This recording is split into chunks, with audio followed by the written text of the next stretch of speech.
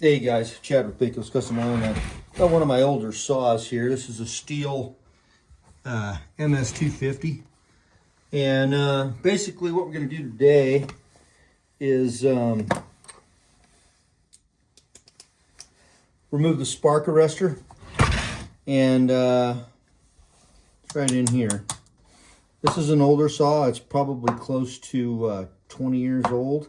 Might even be more than 20 years old. But anyway, the other saws are a little different. I've got a couple of saws. I've got a little bit newer one, and I'll do another video on that. But the idea is all the same. They're all going to be located inside your exhaust somewhere, your exhaust manifold. And some are off to the side, some are in here. So anyway, what we're going to go ahead and do is we're going to go ahead and undo these. Now this is a 5/16 socket. You can also use an opened end wrench if that's all you have. It's also 5/16 obviously. So anyway, let's go ahead and get this opened up here. And somebody's got this on here really tight, so holy smokes, that is on there really good. So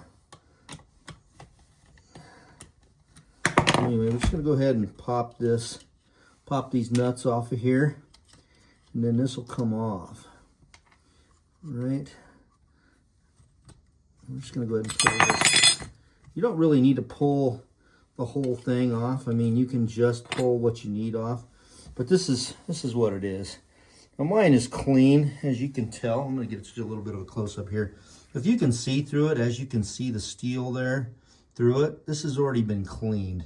So that being said, I'm just gonna remove mine, just because. I mean, I'm not using this up in a forest area, but I am gonna save it because, you know, there might be a time when I'm going to go up and cut wood, and I'll just throw it back on there. And then basically all you do is put it back on. And this is where your muffler is and all that. Now there's guys who modify these as well. There's a baffle in here, and I'm not going to take this off because it's on there.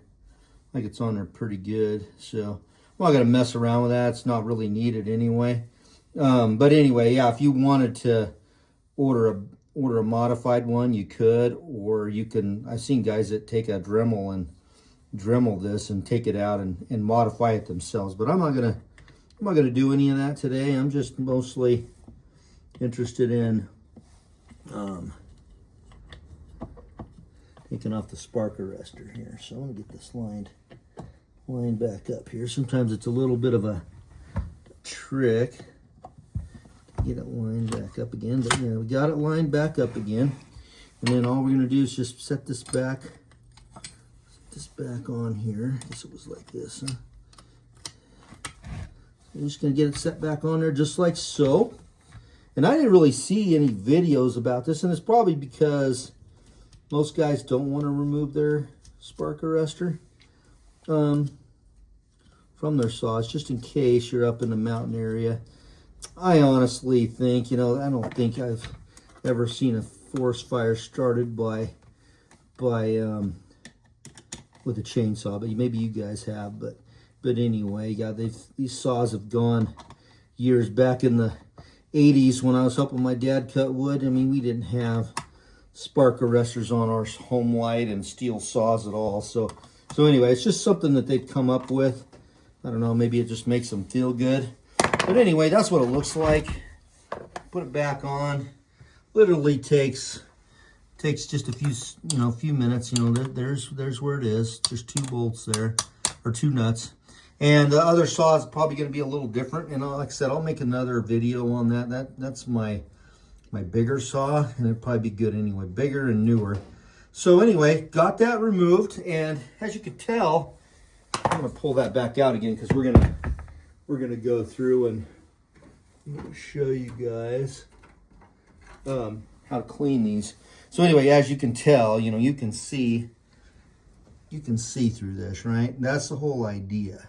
When carbon builds up on this, you're not going to be able to see through here, and it's also going to plug it up to where you're not going to have any exhaust coming out, so you can actually feel that. And if you can't feel it with your finger, then you know you've got it plugged up. And a lot of times too, your saw is going to bog down and it's going to smoke. It's just not going to run right. You're going to know something is not correct. So anyway, what we do when we want to clean one of these things, let's just pretend it's dirty. And we got it like this. Got it in our pliers. I use vice grips. It's probably the best thing to do so you don't lose it. And then I'm going to tilt this camera up just a little bit here. And then I'm going to get this turn around here so you can see what I'm doing here. I'm going to use this torch here, but you can use a less powerful torch. But anyway, you're just going to get on here. This is a really powerful torch. But you're going to heat this thing up to where it's bright red like that. And what's going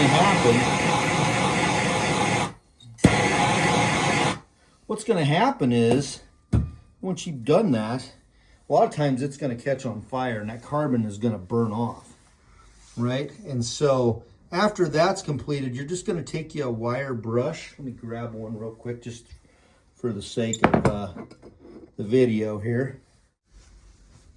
All right, guys, so anyway, we got the wire brush here, and so basically after you've burned that off, you're just going to take a wire brush and you're going to clean this off. So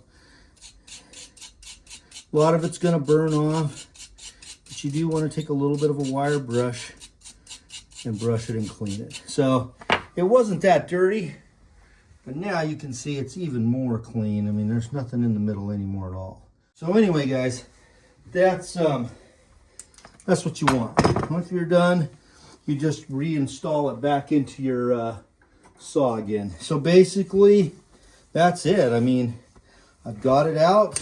I'm gonna leave mine out, and I haven't started this saw today, but maybe I'll go ahead and start this so you guys can see the difference of how this is gonna run without having spark arrestor in there. So like I said, I haven't started this today, so I'm gonna go ahead and get this thing get over here and get this thing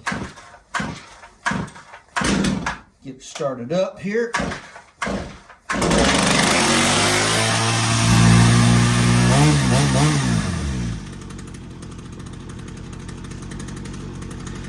Remember, guys, this saw is over 20 years old, and hey, it runs just like it's brand new. And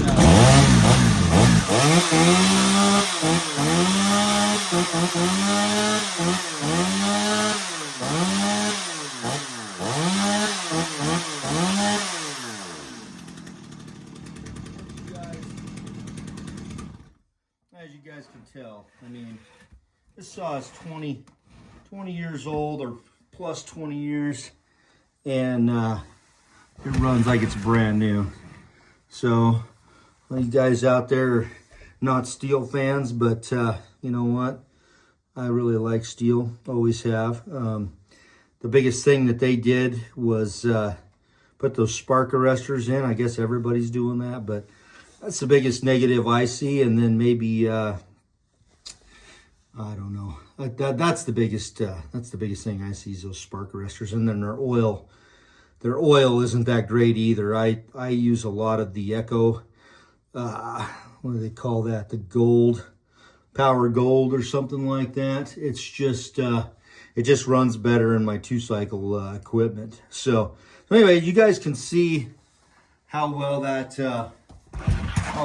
runs. And chain's a little loose here, so I'm gonna go ahead and tighten that up real fast, just because I want to have it ready. And I need a loose chain when I'm about ready to do a job. So I'm gonna go ahead and tighten this chain up real quick. Steel stuff up here. So I'm gonna tighten that chain up a bit.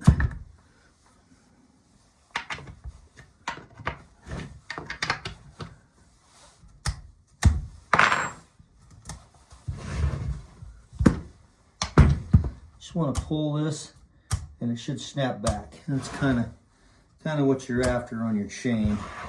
So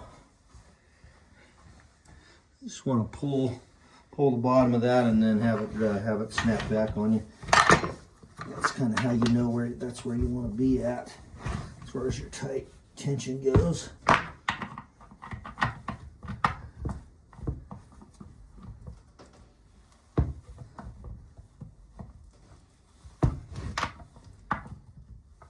Okay, so anyway, got that tightened up. I got this one here, but it's got a Torx on the end of it, so I just use this one because it's got a little more leverage. So this on here, snug it up real good. All right, so we got some bonus material there on how to tension up your chain, because that's exactly what you want right there, where that snaps back just like that. So anyway, guys, recap. You're going to use a 5/16 nut driver or whatever you have. You can use an open end wrench if you want. It's just more of a pain in the butt if you do. Make sure you use vice grips. You can grab your screen and then you don't have to keep holding it. I know it's a small deal, but small thing, but it's a lot easier. And then make sure you have a wire brush too, so you can brush out your screen if you want to keep it. You know, I see a lot of these guys, they do throw their screens away, but I thought on my chainsaw, I'm probably just going to go ahead and keep that around, because like I said, if I do go up in the mountains and cut wood, I'll probably go ahead and reinstall that deal. So anyway, I appreciate you watching, guys. Like I said, if you like these kind of videos, make sure you like and subscribe, and make sure you like and subscribe, and I'll catch you on the next one. Have a great day, guys. Don't work too hard.